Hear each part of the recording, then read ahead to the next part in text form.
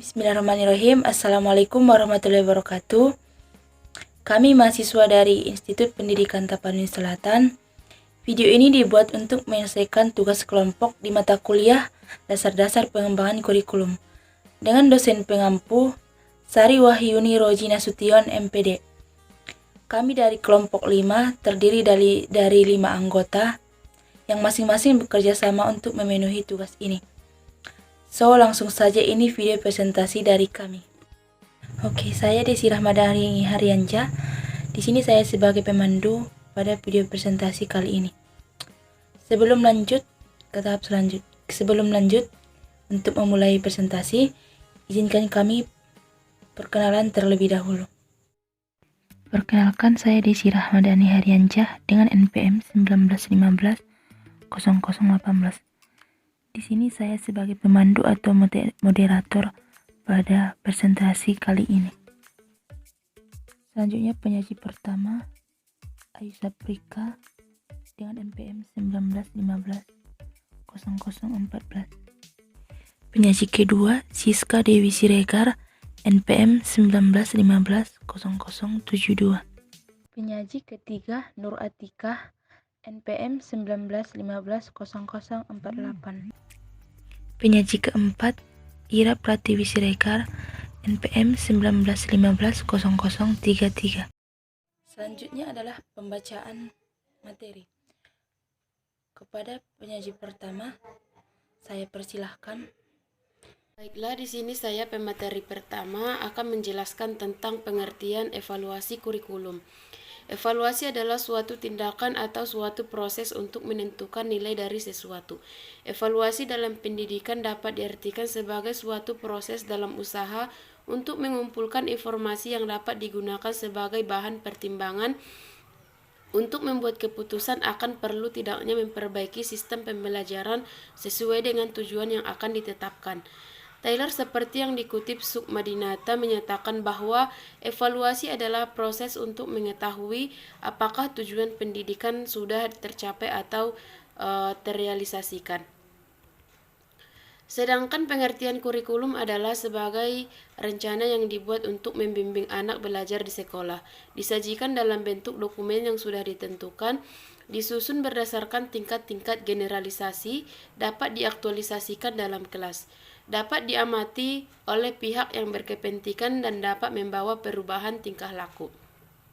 Dengan demikian, pengertian evaluasi kurikulum adalah penerapan prosedur ilmiah untuk mengumpulkan data yang valid, reliabel untuk membuat keputusan tentang kurikulum yang sedang berjalan atau telah dijalankan.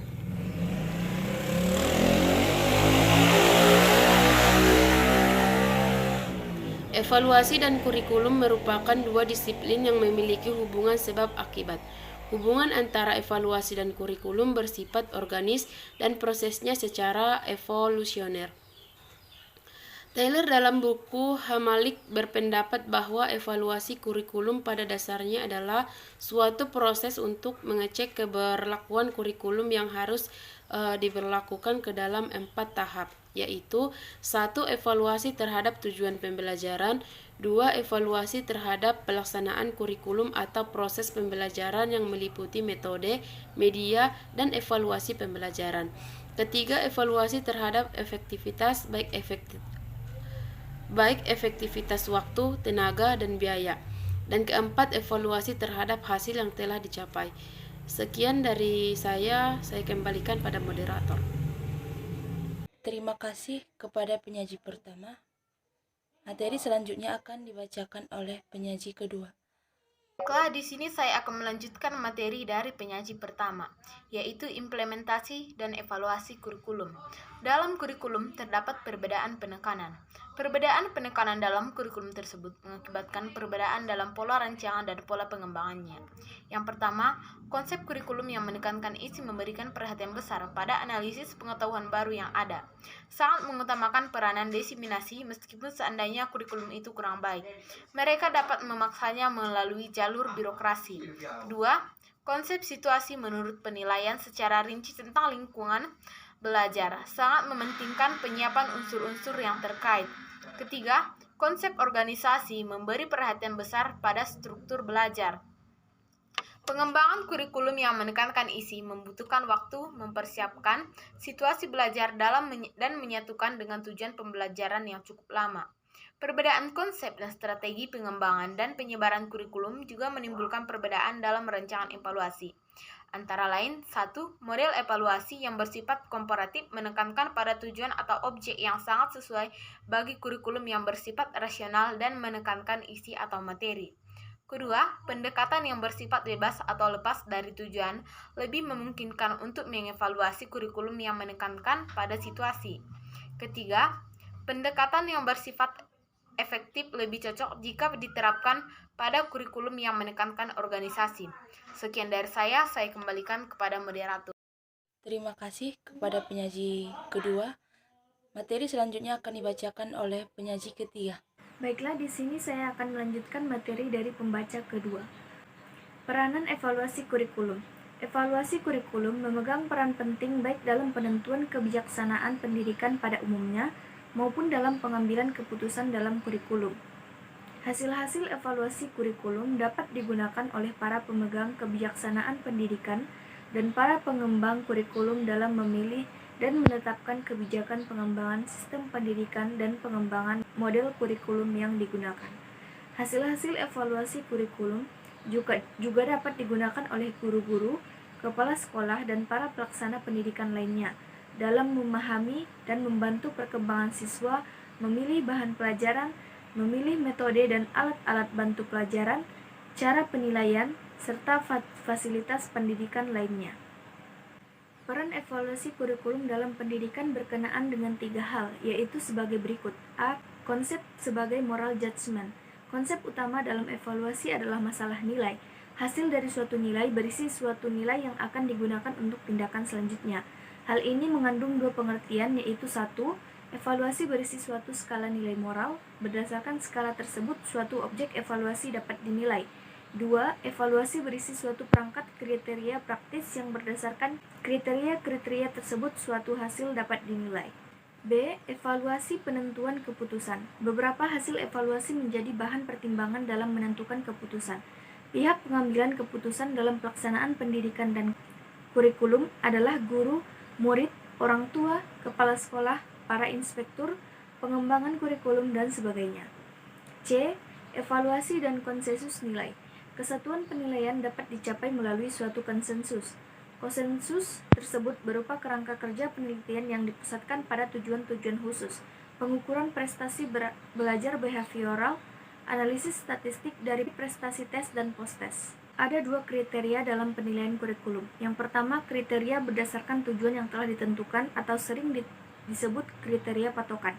Yang kedua, kriteria berdasarkan norma-norma atau standar yang ingin dicapai sebagaimana adanya. Sekian penjelasan dari saya kembalikan kepada moderator. Terima kasih kepada penyaji ketiga. Materi selanjutnya akan dibacakan oleh penyaji keempat. Baiklah, di sini saya akan melanjutkan penjelasan dari penyaji ketiga. Pemegang peranan. Menurut Hilda Tabak, evaluasi adalah bekerja bersama. Kerjasama ini sama penting terhadap proses evaluasi dengan bermacam aktivitas lain pada kurikulum secara keseluruhan. Alasan yang paling tepat terhadap evaluasi kurikulum secara bersamaan berkaitan dengan usaha kolektif yang memungkinkan semua terlibat. Hilda menggambarkan kolaborasi tersebut melibatkan 1. Penilaian, 2. Guru, 3. Komitmen, komite, 4. Konsultan. Kemudian ujian sebagai evaluasi sosial. Ujian memberikan dasar dan penilaian yang terhadap perkembangan belajar. Dengan evaluasi dapat diperoleh keberhasilan belajar siswa.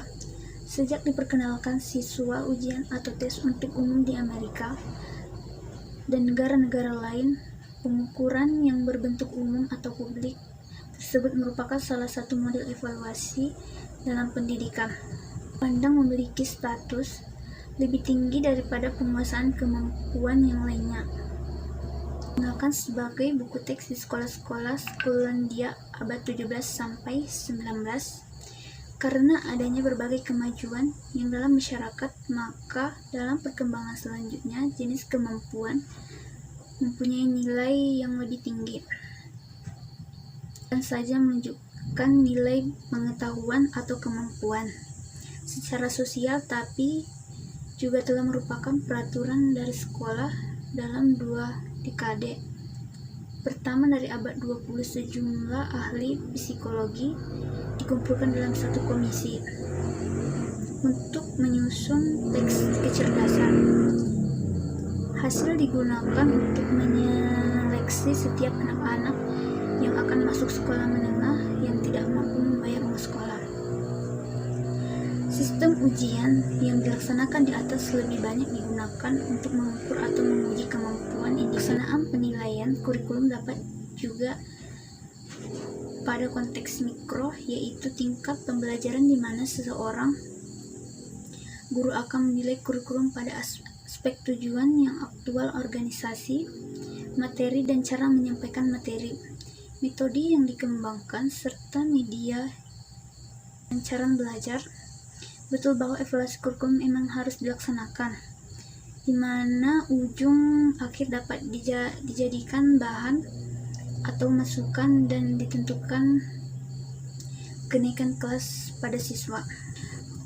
Pada dasarnya, evaluasi kurikulum dapat dipandang dari konteks mikro dan makro serta fungsi, di mana prosesnya akan terukur dari setiap penyelenggaraan pembelajaran. Sedangkan dalam konteks mikro, berarti evaluasi kurikulum ditunjukkan pada upaya perbaikan pembelajaran pada tingkat kelas, dan di mana hasil dapat berupa kualitas pembelajaran dan kualitas output atau keluaran hasil pembelajaran berupa keterampilan dan kesiswaan. Sekian dari penjelasan saya kembalikan kepada moderator. Cukup sekian video presentasi dari kami. Jika ada kata-kata yang salah dan juga penyampaian yang kurang tepat, kami mohon maaf. Assalamualaikum warahmatullahi wabarakatuh.